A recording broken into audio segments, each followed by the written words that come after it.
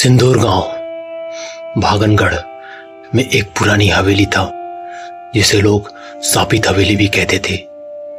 वहां कोई अगर गया तो लौटकर वापस नहीं आया। गांव के बुजुर्ग बताते हैं कि कई साल पहले उस हवेली में एक तांत्रिक रहा करता था जो काली विद्या करता था। एक रात वह रहस्यमयी तरीके से मारा गया और तभी से हवेली वीरान हो गया। कहानी की शुरुआत होती है अजय से। अजय एक पत्रकार था जो अलौकिक घटनाओं की सच्चाई जानने के लिए पूरे देश में घूमा करता था। जब उसे भागनगढ़ हवेली की कहानी का पता चला तो वह तय किया कि वह खुद जाकर वहां सच्चाई का पता करेगा। अगले दिन अजय गांव पहुंचा। गांव वालों ने उसे रोकने की बहुत कोशिश की लेकिन अजय नहीं माना। अगर कुछ सच है तो सबके सामने आना चाहिए, उसने ऐसा कहा और वहां से चला गया। रात के ठीक 12 बजे अजय टार्च और कैमरे के साथ हवेली में घुसा। हवेली में सन्नाटा था। दीवारों पर जाले और अजीब सी सड़ी गली बदबू फैली थी।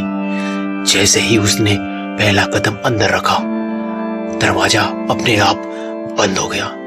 अजय चौंक गया लेकिन डर के बजाय वह आगे बढ़ा। जैसे ही वह हवेली की बीच वाले कमरे में पहुंचा अचानक उसे कैमरे की स्क्रीन में एक औरत की छवि दिखने लगी। सफेद साड़ी, लंबे खुले बाल और लाल चमकती आंखें। अजय ने इधर उधर देखा पर वहां कोई नहीं दिखाई दिया। तभी कमरे की दीवारों से खून रीसने का और हवा में अजीब सी सनसनाहट की आवाजें सुनाई देने लगी। यहां से लौट जाओ, यहां से लौट जाओ। अजय कांपने लगा और वो अचानक जमीन पे गिर पड़ा। उसके शरीर को किसी ने पीछे खींचना शुरू कर दिया। अंधेरा गहरा होता गया और फिर सब कुछ अचानक शांत हो गया। अगली सुबह गांव वाले जब हवेली के पास गए तो देखा कि दरवाजा खुला पड़ा था लेकिन अंदर कोई नहीं था। अजय की टार्च और कैमरे वहीं पड़ा था लेकिन उसका कोई सुराग नहीं मिला।